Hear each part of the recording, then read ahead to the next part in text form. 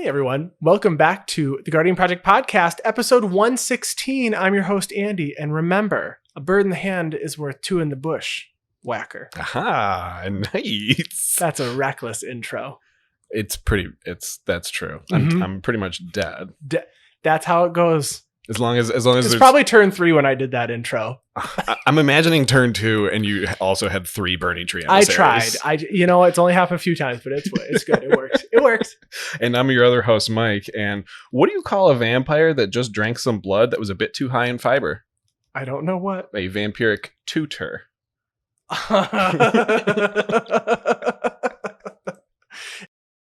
Please listen carefully.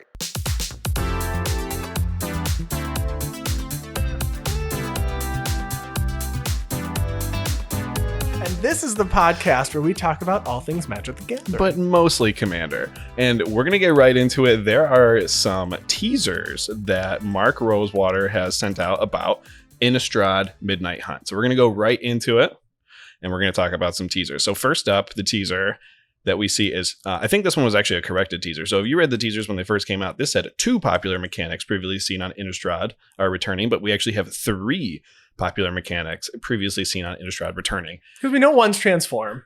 And, well, we also actually know one from Good Morning Magic from Gavin Verhey is Flashback.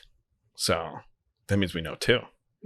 Transform and Flashbacks is the 3rd one, and I really hope it's like Delirium or Threshold or something like that. Was Threshold there? Probably not, so Delirium. No. Maybe. I mean, I don't know. Graveyards.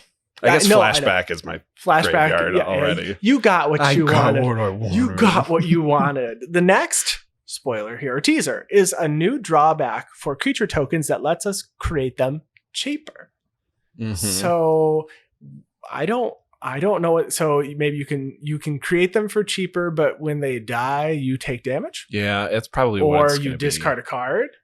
Let's say we synergizes with Flashback. Well, that's very true. It probably will have some discard stuff. Maybe they'll reprint Surveil on a couple cards in here. It would be kind of nice. But I mean, we already seen like demon tokens and stuff that you can make by sacrificing other creatures. But it says another way. So yeah, life loss or something. It's got to be something like that. All right. So the next one we have here is a white card that could potentially draw you a card each turn. They're just reprinting Esper Sentinel for Modern Horizons 2. I hope it's on par with Esper Sentinel though. Yeah. It's not. I don't think it's going to be a one drop. But on par with though. Sure. I mean, if it's a 3-drop that does, if it was a 3-drop that did the same thing, sign me up. But it's also a human something. I'd rather just be an enchantment, honestly. I mean, I'd rather it just be an enchantment because it'd be harder to remove that way. But I don't know if that's considered fair or balanced. I'm not a card creator. We need to make it more unbalanced so white gets more love though. So I guess on an enchantment is probably harder. A 1-mana enchantment, it's Rhystic Study, but in white for 1. And it also makes all of your opponent's creatures come into play tapped and you gain 1 life every time it comes in. And has Extort. Authority of the Esper Sentinels Council study. All right. A popular Innistrad card gets reprinted, and I am hoping and praying it's Parallel Lives. So it has never seen a reprint, and we're making tokens. Yes, they said they're making tokens. For sure. I agree with you. And even some of the flashback cards are like green-white that create tokens and stuff. So it's probably a pretty good indicator that we're going to see Parallel Lives again, not doubling season. But honestly, I would take a Snapcaster reprint too. And that was in Innistrad. Snapcaster was. Mm-hmm. I know there were some folks in our Discord talking about this because I'm getting ahead here, but there were some cards that were printed with a different art, a number of art. Mm-hmm. We'll get to it, but it can't be Snapcaster based on their research. Right. So, okay. A curse that transforms into a creature. So we've seen a creature that transforms into a curse. There was a flip creature it might have been SOI, or Shadows over Innistrad. It might not have been Eldritch Moon, but there was a creature that when it died, you enchanted someone and they lost 2 life, or had to sacrifice a creature at the beginning of their combat every time or something like that. It wasn't popular in Standard or anything, but it's nice to see the opposite here. Mm-hmm. So the next one we have is 2 permanents that can double something every turn. So double... Well, it says something, right? So they're probably doubling different things, I would imagine. Life totals. Doubling your life total? Doubling your damage? Doubling counters on something. Double your pleasure. Double your fun. Double mint gum. Yes. That's what we're getting. Innistrad, sponsored by double mint gum. It just has a bunch of twin vampires, twin werewolves. Double the fresh, double mint gum. The next one that we have here is a mythic cycle with you may pay, parenthesis, cost, parenthesis, any number of times. So this kind of feels like multi-kicker to me, but I guess we don't know what the cost is going to be. Maybe the cost is going to be sacrificing a creature or paying life or something like that. Maybe it's not necessarily mana, but there's going to be a mythic cycle of them. So I imagine a cycle means we're going to have one in all 5 colors. You may pay 1 life any number of times to draw a card. That's the black one. Necropones. Love it. You may pay 2 life each time. We got to change a little bit. You got to change a little bit. A 4 mana blue aura with you control enchanted creature. I like that. Yeah. We've got more game control of permanent stuff. Yeah, it's okay. It's fine. Yeah. You have an auras deck that moves things around and it's in Bant colors. That's right. So I can just like steal a new creature every once in a while. I mean, we've seen this enchantment before on like 6 drops and stuff. So we have a popular tournament card in multiple formats gets reprinted with its 5th piece of art. Someone suggested this could be a Thoughtseize, and I don't know how many artworks there are for Thoughtseize. I did not look this up, so I don't know.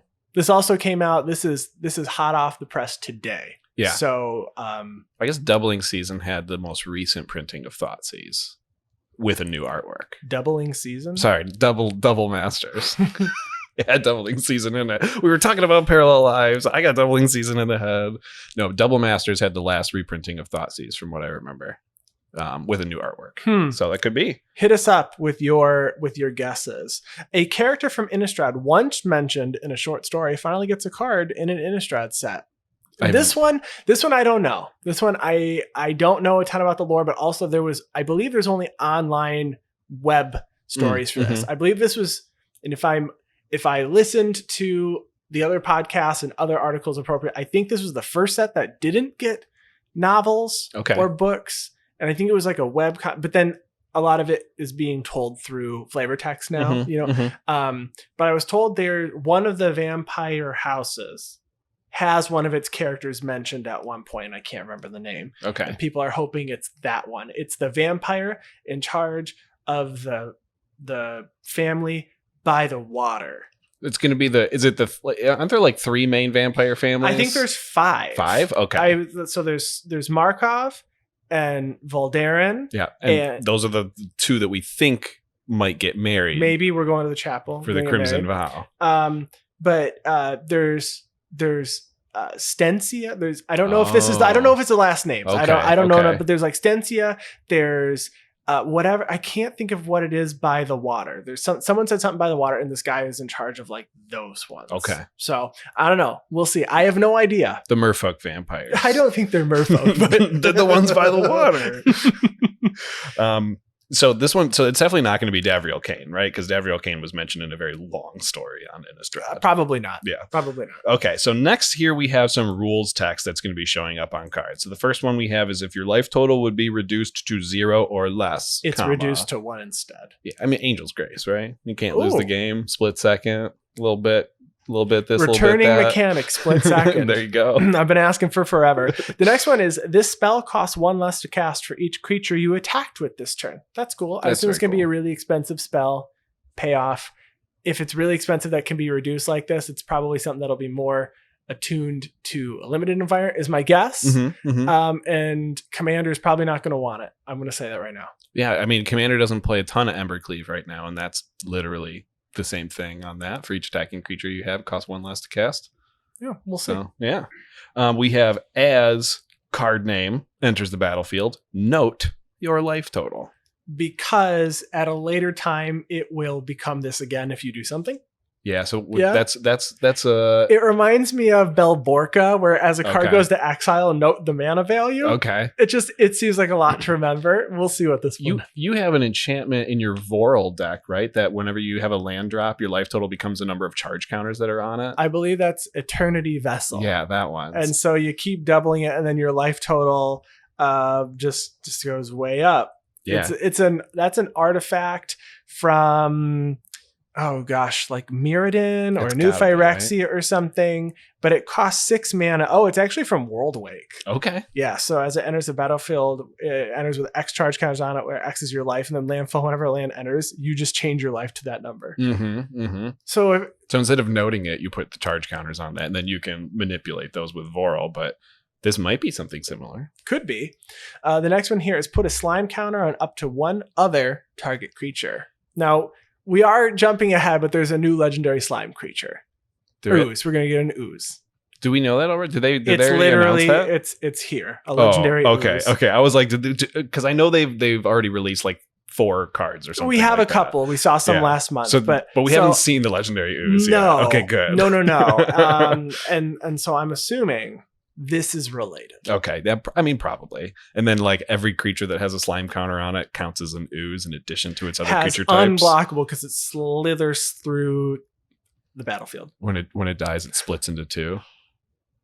I would like a pumped ooze like that. That would be cool. Anything with a slime counter is unblockable, and when it dies, it becomes 2 of it. So it just becomes an ever-growing ooze. But it has half its power and half its toughness rounded down. That way it can eventually die, so it's not like super unfair. It becomes half. That's an unset. It actually transitions to the unset. It does. Oh, that's awesome. Okay, we have creature tokens you control lose all abilities and have base power and toughness 3/3. This reminds me of that Archon from Throne of Eldraine? I want to say it's Throne. It's either Throne or Theros. I want to say it's Throne. I don't remember, but that makes the base power and toughness of non-Archon. Is it non-Archons into 3/3s? It just reminds me of that, but this cares. I really hope we're getting that parallel lives because it seems like we care about some tokens here. Well, I imagine this is actually kind of good in like maybe a Brutaclad deck or something if it can actually fit that color theme. Yeah. Each instants and sorceries you cast cost X less to cast for X's card name's power. Instants or you cast spells you cast cost X less to cast for X less to have power. Yeah, a creature is large, and now your spells cost X less because of its power. Is that creature going to start at 0 power and have prowess or something? It gets +1/+0 for each creature in your graveyard. Ooh, I like that. We care about graveyards. We do care about graveyards. And because we care about graveyards, there's also another teaser here that says each instant and sorcery in your graveyard has flashback. I think they already printed that card a long time ago called Past in Flames that grants all of your cards flashback in your graveyard. You think that's going to be reprinted again? No, I don't. I think it's going to be something new. Yeah, that's cool. Yeah, so there'll be a Future in Flames. Future in Flames. Okay, so the next one we have here is put that many +1/+1 counters on card name, then create twice that many 2/2 black zombie creature tokens. So is this a black-blue creature? Or just black. I mean, it honestly feels a lot like Giza. Or Geralf.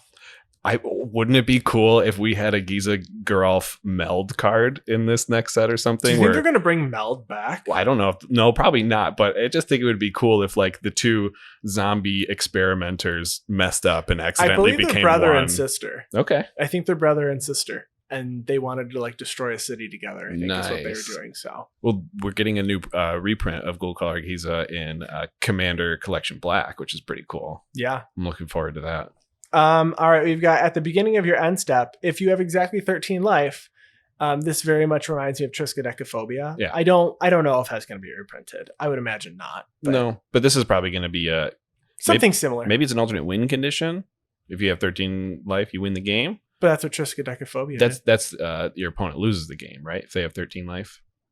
Is it? Oh, it's just your opponent loses? It's any you can player. Lose too. Any player who has exactly 13 life at their upkeep. Ah. Yeah. But yeah. Or that was your upkeep. I think it's at a player's upkeep, but maybe. Interesting. Okay, so we have another one that says that you may cast any number of the copies without paying their mana costs. So this seems like, I don't know, a Storm variant in a way. So casting any number of copies without paying the cost. Maybe it's I mean, it's not Cascade, but maybe something Cascade parallel or something like that. Yeah. And then we have a couple of new creature types that we're going to see, or just creature types. Specifically, we're going to have a hippogriff spirit, a human soldier werewolf, dragon egg, leech horror, fungus horror, plant horror, drake horror, a demon dog, and then the two here, a legendary creature ooze and a legendary creature vampire noble. It's a lot of horrors.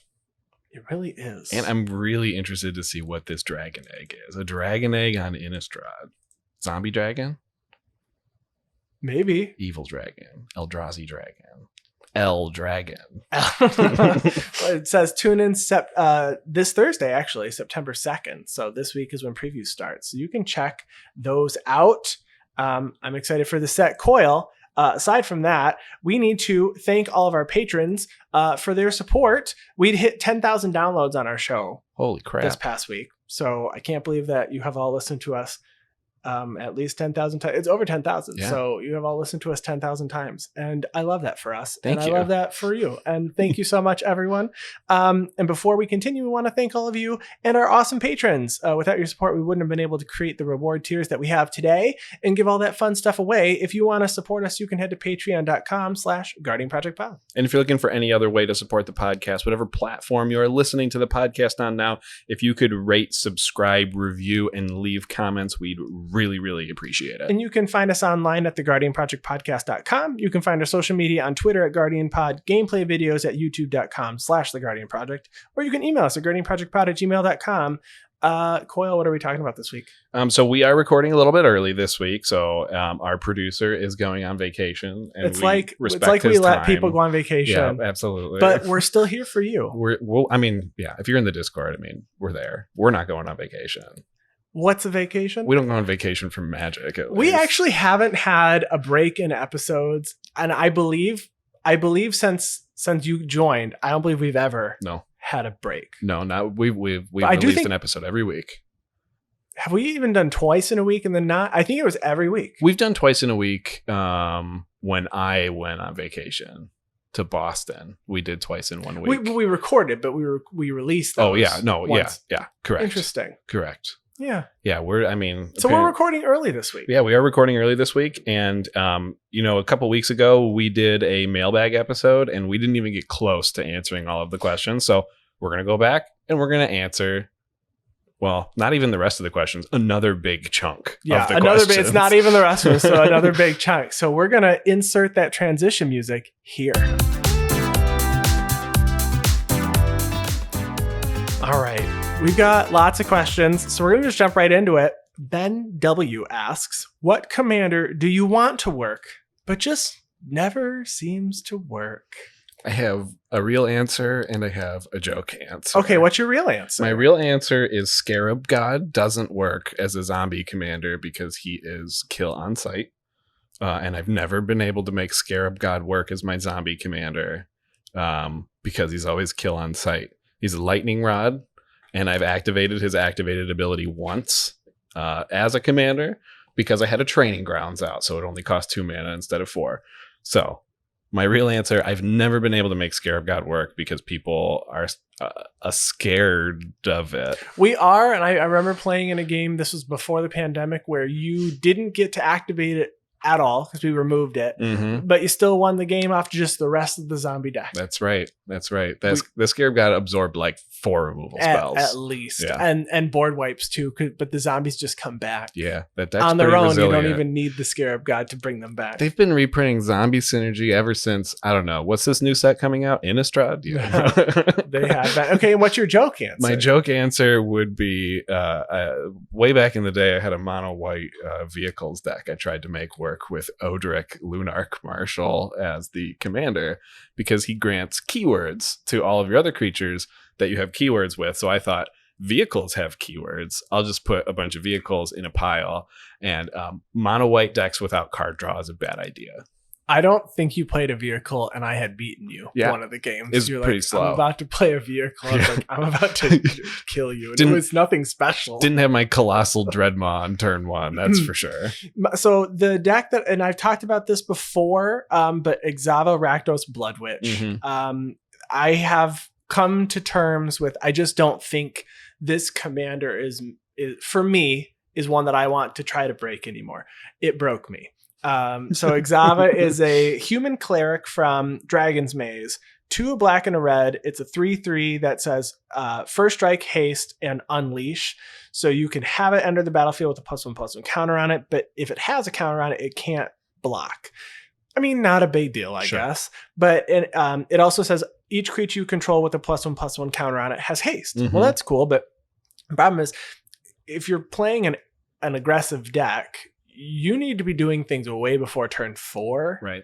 And +1/+1 counter synergies and also not blocking ever it's not wonderful. There's certainly things you can do to put +1/+1 counters on creatures and kind of go to town. There's a card, I can't think of the name of it, but you can pay 3 life and put a +1/+1 counter on a creature. Yeah, Sigil of Darkness or something like that. It doesn't sound like the name, honestly, but you can do that later in the game with like a big creature as long as Exava is already out. It just didn't do what I really wanted it to do. And I also, I used to have a Rakdos Lord of Riots deck. It worked when it worked, but having a hoop to jump through to cast your commander for me wasn't something that I was thrilled to do. Funny enough, both of mine were Rakdos. So I guess it doesn't help with the Exava one that in Ravnica Allegiance they printed this keyword called Riot. That's kind of like the opposite of what Exava does. No +1/+1 counter, you get haste. With a +1/+1 counter, you don't get haste, but doesn't give away the ability to block or anything. And that was just put on a bunch of different cards, and you didn't have to build it around. That was definitely in Gruul. So yeah, I mean, you got some red, but right. So I just feel like kind of like a smack in the face, like, hey, that mechanic, we'll just make it better in Gruul. Yeah. Like, ugh. Yeah. All right. So the next question we have from @Zoidraft, they ask, what is a token that you have only ever made once? So I have only ever made it on one occasion in a game, but like 30 times in that game. Oh, okay. And it was Smothering Tithe. Oh, I remember that. With Orvar. So wait, how did you make a Smothering Tithe in a mono blue deck, Andy? Honestly, I don't remember. Is it Phantasmal Image or something like that? I had turned it in. No. Mirage Mirror? It was Mirage Mirror. Turned it in like at the end of turn into a Smothering Tithe and then copied it. So I got to keep the copy. And then I started just making Smothering Tides, and I didn't care what happened in the game because I had already won. Because I just winning as in I got to make 1 million Smothering Tides, which turned into like 4 million treasures. And then I felt bad about having a Cyclonic Rift in the deck that I just bounced one thing and then lost. Yeah, because I was making the stream go long. That's actually recorded. You can go find that game. It's streamed. And I think Colin O'Clock, who had played with us, was the person who played that Smothering Tithe that made my game plan come together. So thank you, Colin, for allowing me to one time make that many Smothering Tithe tokens. Smothering Tithe tokens. Nice. Yeah. Very cool. Yeah.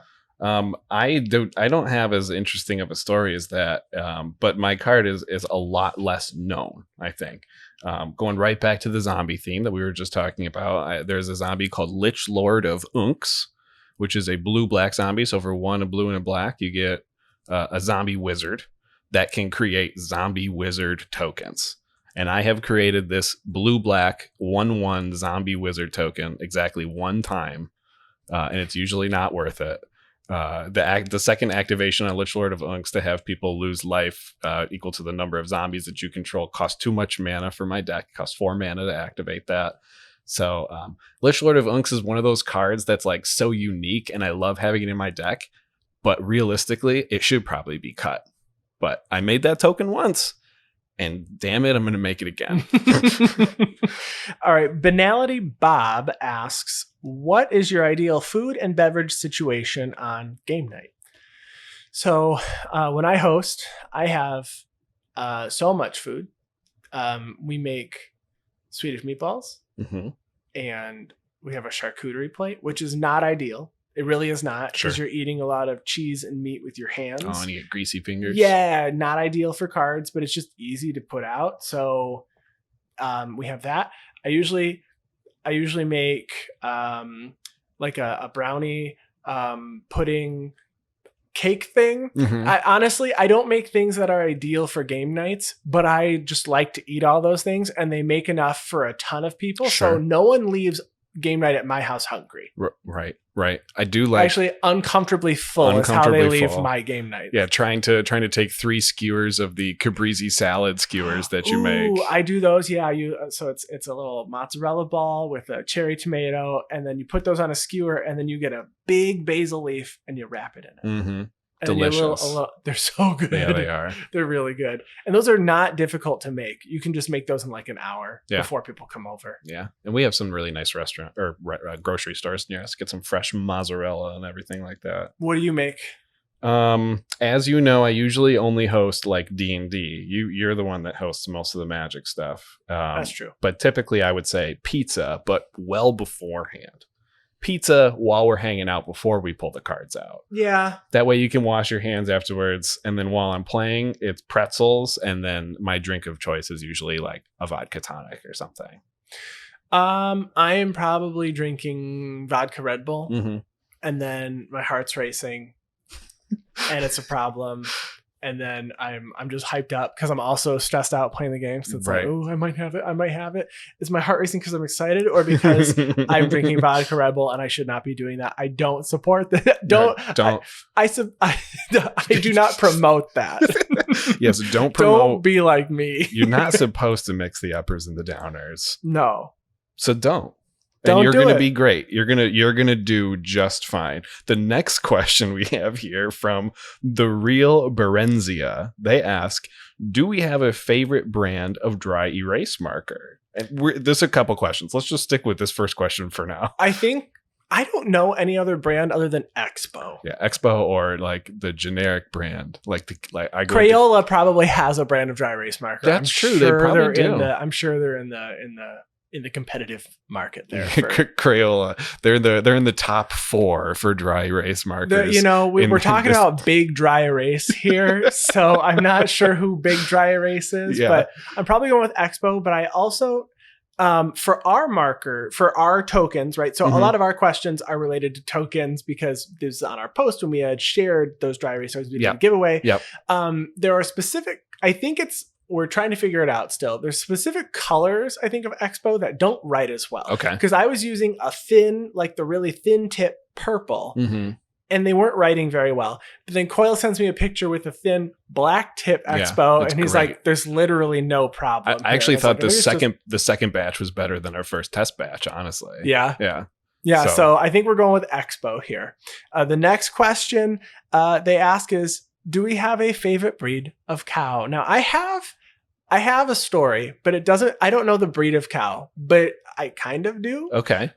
So I work as a relationship manager in mortgage servicing, and I went to visit. Coyle knows the story because it was a first for me because I'm one of those fairly new, or I guess fairly young, right? So the age gap between me and a lot of people in a similar job is very large. And so I feel very out of place sometimes because I don't know a lot of these things. So we went to this fancy restaurant, and you ordered your dinner. We had steaks. You ordered your steak by where the cow was raised and what it ate. And I had never been to a restaurant like this. Right. I mean, I had been to like Outback. I had been to Texas Roadhouse. We have grilled steaks at home, but I mean, I had never ordered a fancy steak like this. Right. And so I didn't know what to do. And so there were only 3 of us though at the table. And so they were really cool. And they said, well, what kind of steak do you like? And I said, honestly, I don't like fat on my steak. So I said, I usually order a fillet, to be honest. And they said, okay, so you want one of the cows from Oregon. I was like, okay, so at least so far, one of my favorite breeds is from Oregon. Mhm. And then they said, you don't like fat at all? Do you want your steak marbled? And I was like, no, I want literally none. I want no fat, which is, people are probably turning off the episode now. They're like, what are you doing? And I want it fully cooked. I want no red. I don't want any. So I had a grass-fed steak, or I had an Oregon grass-fed cow was the steak that I had. It was wonderful. And from work, the upside, the silver lining here is I've learned to order my steaks medium to medium well. Nice. Because I don't want to go out with a bunch of people and order. Oh, you don't want to be that guy. Although I'm the picky person, so I get it. Sure. I'm a really picky eater, so I get it. But so my favorite breed of cow I'm going to go with is the breed that they grew, that they raised in Oregon. Nice. That they raised in Oregon. Very I assume nice. it's not a dairy cow. Definitely not a dairy cow. No, you probably ate a steer, most likely. So I guess mine, I've seen pictures of those like Himalayan, like curly haired cows before. Those things are cute. But my answer on here was definitely whatever cow is producing chocolate milk. Yeah, the brown cows produce chocolate milk, from what I understand. Yeah, definitely scientifically proven. My farmer friends told me that, and I have farmer friends, so they would never lie to me. So the third question from the real Berenzia, the final one, do we have a favorite color for socks? I own the same socks, but technically in 3 different colors. Okay, what 3 colors? Gray, blue, and black. Okay. But they're white socks. Okay. Puma socks. Yep. And the color of the word Puma and the design is either blue, gray, or black. And they've got this is not color related, but it's got that sweatband that like tightens around the middle of your foot. Oh, okay. I just love that. I nice. love that sweatband. Love that sweatband. But Puma socks all day, every day. And I wear my socks outside. Oh. I'm that person. Without shoes. Without shoes. Yes. Notably. And I wear them inside. I usually take my socks off and put on a new pair when I come back in, but I don't like being barefoot. I'm a big fan of socks. Yeah. I was hoping that you were going to have an answer with like colorful socks or something, because I'm also boring, and I also only have like black socks and gray socks, and I think I have some brown socks too. Mine are either all Timberland or Puma brand as well. I love Puma socks. This podcast loves Puma socks. Puma, if you are looking to sponsor Magic the Gathering podcast, please consider Puma. All right. Astral Flame asks, what is your favorite dragon from all of MTG? I like Nicol Bolas the best of any dragon, because he's the big bad guy, and honestly, the only way Nicol Bolas was ever getting taken down was by all of the gods from the best plane ever, Amonkhet. So yeah, if that's what it takes. So I don't really have a dragon deck. I do like a lot of dragons. Terror of the Peaks is really cool, but I'm going to go with Hellkite Tyrant. I really like that card. Whenever it deals combat damage to a player, gain control of all artifacts that player controls. And then if you have 20 or more artifacts at the beginning of your upkeep, you win the game. So we've lost to this. Sometimes you just miscount, and I'm surprised you didn't choose your drag name, Old Gnawbone. I've actually never played against it, and I've never played with it. I played against it once, and it was fine. I don't think that card is bananas. I think it's great. It's like one of those cards where if it sticks, it's going to do work. Yeah. But it's also dies to removal. But it should, though. It costs 7 mana. Yeah. I would hope it does something. And I would hope it ends the game soon if you've gotten to the point where you can play it. I sure hope so. Yeah. All right. So the next question we have here is from @SoulSwizzle. So they asked one of your favorite questions, Andy. They send an image of Yidris to accompany this question because of the way it's worded. Because of the way Yidris's rules text is worded. Are there other cards that we have that we wish were worded differently to make the effect easier to understand? So I don't have a ton of cards here, but the only one that I can really think of that I have misplayed personally, and because of the misplay that I've made, I've been able to educate others, is the card Doubling Season. It's worded correctly, so it's not a perfect example, but the way that it works with Planeswalkers is confusing. So it says if an effect would place 1 or more counters on a permanent you control, it places twice that many on that permanent instead. Planeswalkers are actually the counters are put onto a Planeswalker as a cost, not as an effect. So because of that, you don't actually double them. So I don't know how many games that I have in fact run away with where we were all just honestly misplaying doubling season. But I wish that I wish there was a way to word it differently so that it was clear, because doubling season is usually put into all Planeswalker decks. Right. And it's wonderful because they come in doubled when they come in. For sure. Just not when you activate them. Right. In fact, there's another ruling for doubling season, but also any token doubler like Parallel Lives and Anointed Procession. When the new Strixhaven set came out, when they were making fractal tokens and doubling the fractal tokens, people were like, "Oh, but you'll just double and make another 0/0, and the 0/0 will die right away." But since you're doubling the actual creation of the token, and the token comes in with those +1/+1 counters, you're creating an additional token that comes in with those +1/+1 counters. So definitely, there's some rulings there. My pick for this one was actually She-Ray. Because She-Ray has a delayed death trigger, so there's kind of a checklist of things that have to be in effect for She-Ray's ability to happen. So a creature has to die while She-Ray's on the battlefield, and then She-Ray has to be on the battlefield at the end of the turn when the creature comes back, and it has to be the same instance of She-Ray. Can't be bounced or blinked or reanimated or anything like that. So yeah, there's definitely cards out there that could probably use some extra clarification. Yeah. At Nick This Guy asks, what Tarkir clan would we join and why? I think I would join the Just Guy. It just seems fun. They get to ride things that fly. They've got all the knowledge in like their monastery. That's true. It seems real cool. I want to do Sultai because Sidisi is like, she's my babe in death and life. Let's go Sidisi. Brood Tyrant, Undead Vizier. Let's go. You're doing it for the leader. I'm doing it for Sidisi. So, oh yeah. Also, that's the one that has Tasigur, right? Yes. That's also Sultai? Yes. And Tasigur gets turned into a necklace. Tasigur gets turned... Okay, so it's hangs on Silumgar. Okay, so I wasn't sure if like Sidisi died and Tasigur was the leader in the... So I was not around for cons. I don't know the story at all. I know there's 2 storylines, 2 timelines. And that's literally... I know Sidisi's alive in one and dead in the other. Yeah, I think... I don't know every single individual like clan's story, but Sarkhan was just like, where are the dragons at? Let's go get them back. Yeah. So we went, and then it changed a lot of things. Right. Even Narset went from a creature to a planeswalker. Yeah. And then the Mardu guy, Zergo. Oh, yeah. Went from being like smash to be like smash. Oh, he went from Helm Smasher to Bellringer?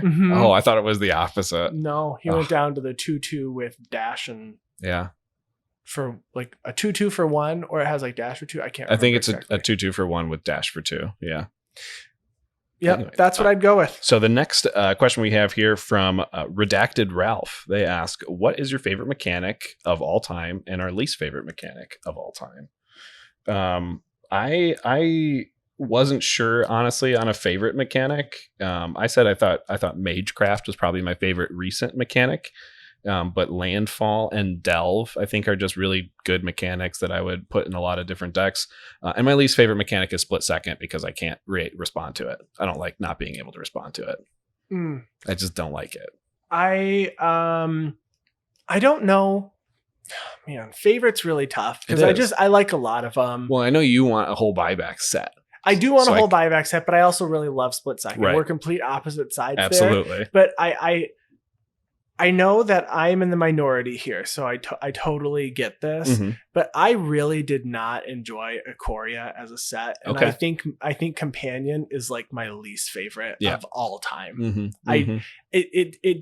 It just isn't how I want to play personally. Sure. And I get everyone can, they can build a deck with a restriction. I don't really want to personally put a restriction on the way that I build a deck. That's just not how I want to play personally. Sure. But I just didn't enjoy it. And the one that I wanted to play with was banned in our format. Well, yeah. Reasonably and understandably. Rip Lutri. Yeah, sorry. I wish we never knew ye. I had a daydream the other day that I was invited onto a no ban list commander stream, and I was the only one that showed up with a Lutri. And that was a daydream that I had. Anyway, that was just, sorry, I had to get that out there. All right, the next question we have is from @Mordork that says, who would be the top pick for a commander to lead a clone tribal deck? Clone tribal. Right. So we definitely need blue. Have to have blue. Green is good. Progenitor Mimic is going to make copies of things. Absolutely. I recommend black as the third color, personally. So you want to go in Sultai? Yeah, I do have a Sultai Clones deck, though. It's Ikra Shadiki and Sakashima of 1,000 Faces. Legendary creature clone deck. Because Sakashima of 1,000 Faces makes it so that you can have multiple copies of legendary creatures without doing the legendary rule. And I play Rite of Replication in there and stuff and try to get as many Ikra Shadikis on the battlefield as a time. So when I swing and do 3 damage to someone, I gained like 45 life or something like that and go to town. 42 life. I guess that's a multiple of 7. Well, I feel like it's a missed opportunity if you don't have Sakashima of 1,000 Faces. Gotta do it. I love that. I don't know. Riku of 2 Reflections used to be a popular commander that would lead clone tribal. Adrix and Nev makes a bunch of tokens, and I have Adrix and Nev. I don't know. I was thinking Orvar because it just clones permanents. Okay. Makes good. Copies. It makes copies. It doesn't actually like cloning. clone. It's like I like blink decks. I like maybe like a Yarick deck, like an ETB trigger deck, because that's usually pretty good with clones. But that means you have to play stuff that isn't clones too. Maybe the Mimeoplasm. That's kind of on flavor. I know everything I've said so far is Sultai. I don't mean for it to all be Sultai, but those are the examples I'm coming up with. Yeah. So maybe Mimeoplasm, and maybe this new ooze that we're getting later is going to be a good clone tribal thing, like the Mimeoplasm would be. Yeah. Maddie Bach asks, now that we've had a dragon god and a merfolk god, which creature type would we like to see as a god next? I don't love my answer here. I think I want to see a zombie god. I know people are going to be like, well, Amonkhet gods are zombies, blah, blah, blah. I want like a god that cares about zombies. And I know we've had like Erebos that cares about the undead and stuff, but I mean like a zombie god lord, because all these gods that we're talking about here care about their particular creature type. Other than maybe Nicol Bolas caring about dragon gods, but I guess the Dragon's a dragon god too. And the Merfolk god, the newest one for Modern Horizons 2, gets indestructible when you have more Merfolk and all that kind of stuff. So it cares about the creature type. So a zombie god. But we haven't had an elf god, and that's probably overdue. It's probably overdue. An elf god would be interesting. Yeah. I'm surprised we didn't see it in the Norse set. Honestly. We don't have a human god either. Well, that's true. We got a lot of angels. That's what their replacement is. You just get angels. You don't get a god. An elf god's kind of a cool idea. Yeah. I think that. Give me a Minotaur god that's actually a Minotaur. I think people would be very happy for a Minotaur. Yeah, Mogus is fine. Sure. But is there a third color you need for Minotaurs where it would make sense to like, we're going to print a god in this third color so you can finally have all the Minotaur? Like, is there Boros Minotaur? So you need white? Yes. Okay. So you want a Mardu Minotaur god. I like that. That's a great idea. Yeah. So I'm going to go with Minotaur there. All right. The next question we have from @SoulRingMTG. They ask, what is our favorite set from 2021 so far? So 2021, we've had just core sets. We've had Kaldheim and Strixhaven and Adventures in the Forgotten Realms. And then supplemental sets or ancillary sets, Time Spiral Remastered, Modern Horizons 2. I don't remember when Commander Legends was released. Was that 2020? Was last year. Okay. It was last year. Okay. Yeah, it was like November. So favorite set released so far this year. If we go with supplemental sets, if we include them, I'm going to say Modern Horizons 2. If we don't include them, I'm going to say do I like Kaldheim or Strixhaven more? That's the real question here. I feel like I play with more things from Kaldheim. Okay. I'm gonna click. Okay. I'm gonna click. You're gonna click it. I'm gonna click it. We're gonna click. We're voting for Kaldheim. I'm gonna select Kaldheim. I agree with you on the supplemental set. Modern Horizons 2 was my favorite supplemental set of the year. The Commander precons were cool though. Yeah. I would say the AFR set was my favorite standard set because of the draft environment, not because of what it did for Commander. I think Strixhaven's probably my standard set for Commander. I think that's the most cards I've put in. So Yeah, it's been a really good year, though. Not going to lie. Mm-hmm. At Ursa Bearwalker asks, since bears can swim, how long do you think it is before we get a merfolk bear?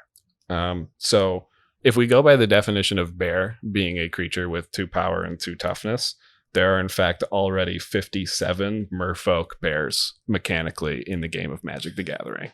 But if we go with the definition of it says bear. Oh, well then, yeah, no, I don't know. Maybe soon. Does river bear have island walk? Has island walk. Yeah. River bear has island walk. And a bear, merfolk bear. Oh, I mean, I think we have to go back to Ravnica and have the Simic make us one, pretty much. Oh, they would give us that. They would give us a merfolk all bear day easily. long. If Willow Dust didn't give us a merfolk bear, then Simic will give us a merfolk bear, or maybe the Phyrexians will give us a merfolk construct bear. Merfolk construct, a mechanical bear that's also a merfolk. That's right. We're not going to see it there. I wouldn't be surprised though. We might have to wait though for like a Modern Horizons set or an unset. An unset would give us a merfolk bear all day long. I'm pretty sure you can make a merfolk bear in the last unset with the heads and the butts of all the different creatures. Heads and butts. I forget what that mechanic was called. I don't remember either. Combined. It's not meld.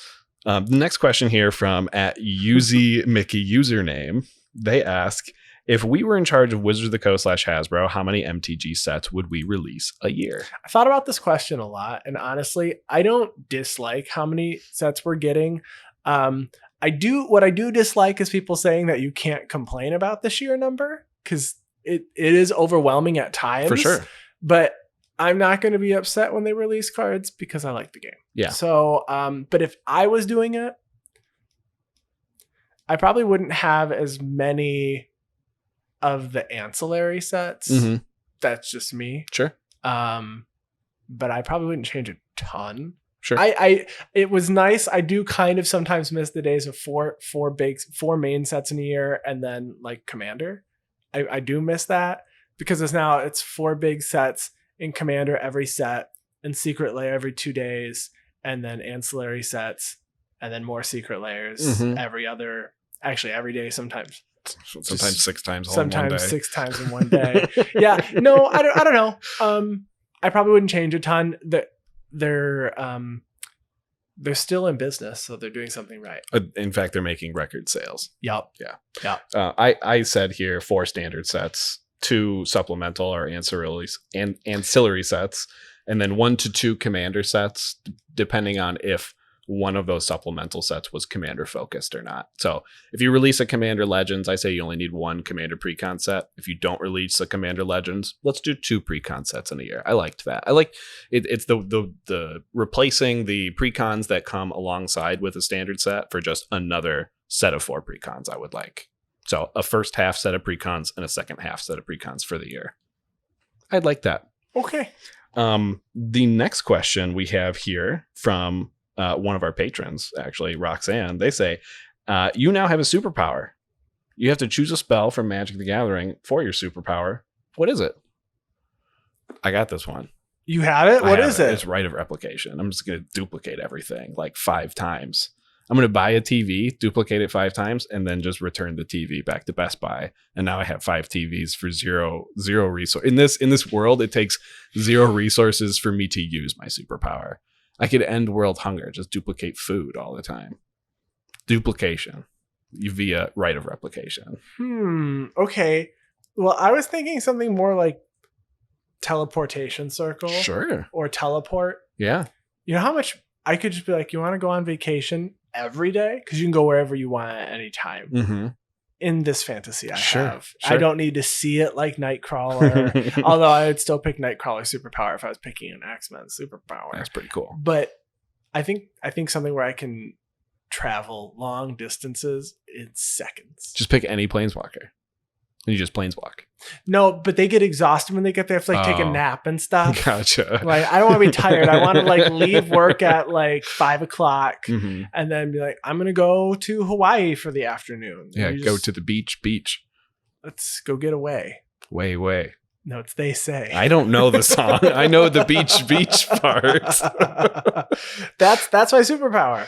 At Mono Whiteboarder asks, what was your childhood dream job? Oh, my childhood dream job was to be an astronaut. Was it really? Yeah, I was always. Did you have to do like a project on that? I mean, probably as like a little kid. But after like 4th grade, they stopped asking us what we wanted to be growing up, and it just made sure that we got good grades. It felt like. So we had to do a project in 6th grade on what we wanted to be when we grew up, and I remember to this day. I don't know why. I wanted to be a botanist. Nice. I was going to study plants, have a greenhouse. Mm-hmm. Make a lot of money doing that. Do you? Well, you do botanists make a lot of money? Depending on what your crop is, yes. Oh, okay. Are they considered botanists? Anyone who studies plants is considered a botanist for sure. Interesting. So I was at one point wanting to be in the science field. That's cool. Yeah, that's what I used to want to do. Awesome. All right, the next question we have here from at Matthew the GB, they ask, what is your favorite stolen victory moment in a game of Commander? Do you have any like this? I don't know if I feel like there's games where it's like, I shouldn't have won this because someone did something and it was like, I guess I win. Sure.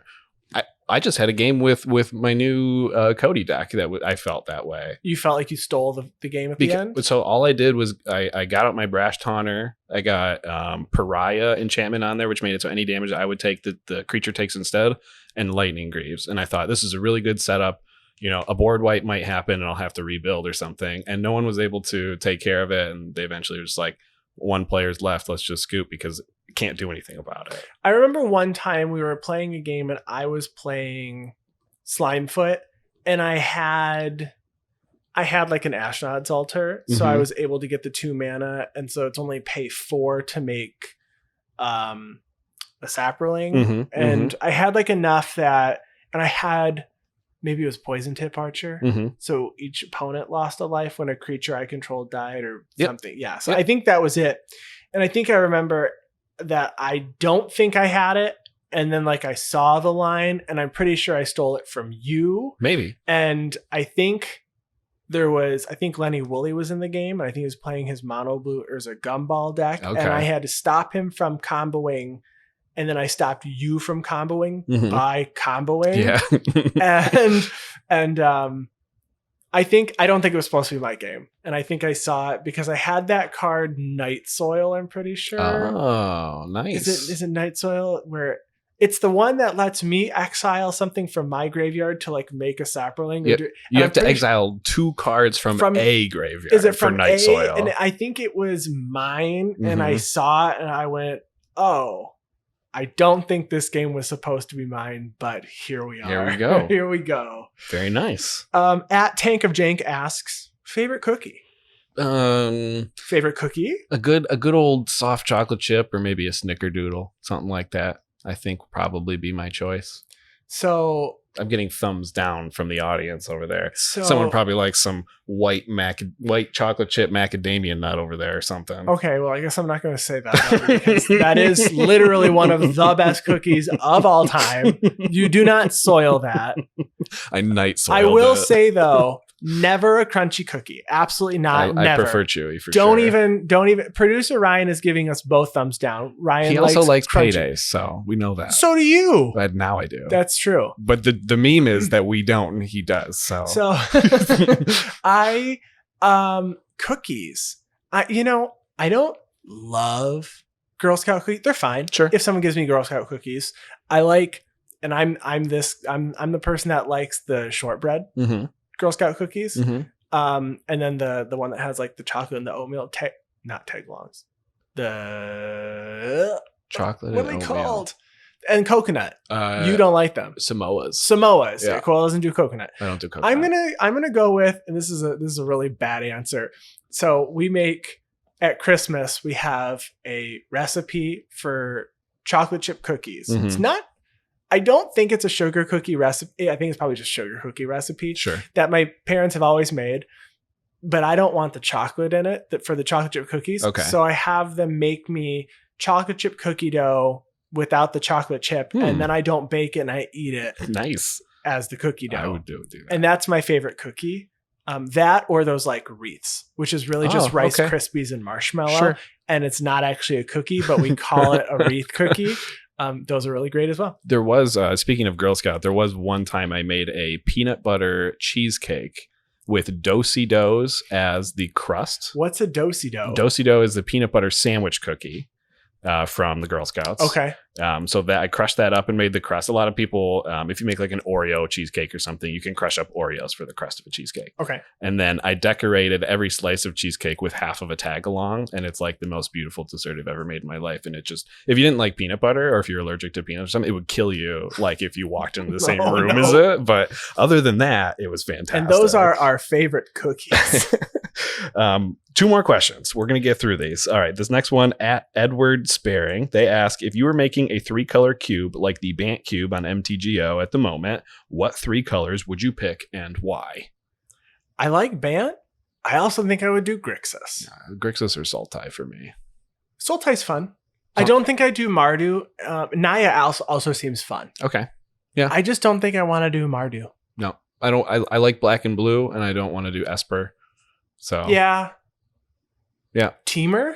Ooh, Temur's kind of fun though. Temur wouldn't be too bad. Temur would be like very creature centric and stuff. So it'd probably be a pretty fun draft environment. Yeah. Temur would be cool. Temur would be cool.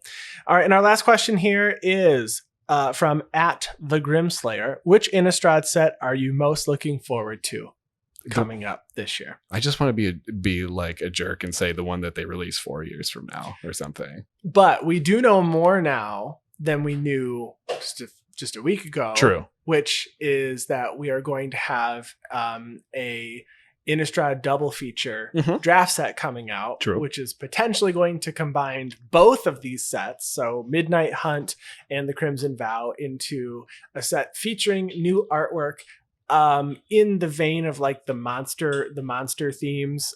So I'm thinking things like Monster from the Black Lagoon, Frankenstein, Nosferatu type. Yeah, the ones that maybe the IPs are already expired on and people can use them. Maybe. Hopefully. I don't know. Maybe they will do some IPs. But of the two, I'm going to go with Midnight Hunt because I'm all about werewolves. I love it. It's so flavorful. When someone told me that the release date of Crimson Vow was happening on I think it's a lunar eclipse, the one where the sun is behind the moon and it turns the moon blood red. For Crimson Vow. As soon as someone said that, I'm like, all right, I'm excited for Crimson Vow. I'll say Crimson Vow. Yeah. And it's going to have vampires. I'm not huge on werewolves. I know everyone's really excited about werewolves. I'm bigger on vampires. Yeah. They're both great. They're both fun. Agreed. And that's it for this week. Thank you all for listening. If you want to contact me directly, you can find me on Twitter @ATFlory. And you can find me on Twitter @WormCoilEngine. Of course, we want to give a special thanks to our producer and editor, Ryan Nichols. Thank you for all that you do. And we want to give a special thanks to Chris Wolf, who handles all of our graphic design. We love all that you do. And to all you listening out there that got us to over 10,000 listens, we love you, and we will talk to you next week. Goodbye. Bye.